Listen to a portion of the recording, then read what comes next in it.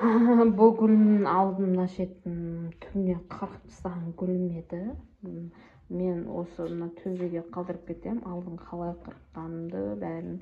И потом осыны не істедім мен? Постоянно күннің көзіне тұрған жоқ бұл. И және де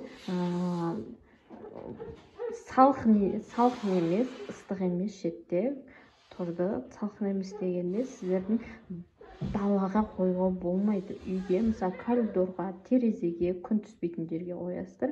И потом мынау түбін ұстап көресіз, мысалы, қазір құрғап тұр. Су ішетін кезінде мынаны толтырып құясыздар. Толтырып қойғаннан кейін астындағы горшогын суын төгіп тастайсыздар. Бір 10 минуттан кейін. Ішінде құрт құмырсқалар болуы мүмкін, да? И бұл, если сіздерде мына шеттері неғылып, сарғайып, құрттар жейтін болса, сіздер тогда су көп құйған боласыздар. Немесе шіркей түседі. Мына су көп құйсаңыздар, мына нам көгеріп тұрады ғой. Сол кезде бір 2 сағатқа күнге қойып қойыңыздар. Күн дегенде қалай? Жылы шетке күннің көзі қатты түспесе болды. Қарап тұрыңыздар, күннің көзі қатты түсіне мына салбырап қалады сразу. И потом ертесіне оны қайттан келтіруге болады. Бірақ мына шетін күнге неғып болу керек, күнге қалпына келтіріп алу керек, көгеріп кеткен кезде.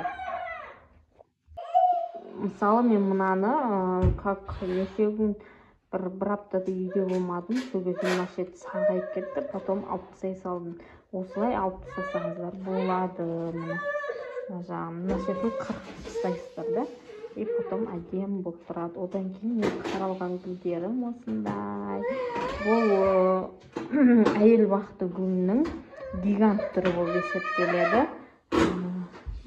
Бұл енді әдемі болып осы енді көктемнен бастап 2 айдың ішінде сіздерге результатын көрсетемін. Негізі су көп қажет ете бермейтін гүл. И сіздерге айта кетейін, сіздер тура осындай гүлді базардан әкелдіңіздер. Әкелгеннен кейін примерно 1 айдан кейін көңін ауыстыруларыңызға болады. Оған шейін ауыстыруға болмайды. Неге десеңіздер, сіздер бір погодадан бір погода ауыстырған кезде олар онсыз келгеннен кейін солады. Солғаннан кейін сіздер қалпына келтіре алмай өлтіріп алуларыңыз мүмкін. Сол үшін әкеле салып ауыстырмаңыздар. И екіншіден тағы да бір айта кетейін. Мынаны жылына 1 ауыстырасыздар. Бұны қалай атроска аласыздар? Мына жанынан өзі бүйтіп шығады, бөлек болып, сол кезде алынады. Бұған шейін алынбайды, бұл атроска осылай өсе береді. Мынадан түрінен жұлып, мына шетінен жұлып, ол тамырламайды. Бұл тамырдан көбейетін гүл.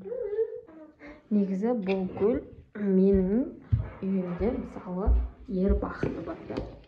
Ер бақтың жанында тұрады деп білмеймін. Мен енді осы бірге тұрғаннан кейін ба екеуі күшті өсіп жатыр.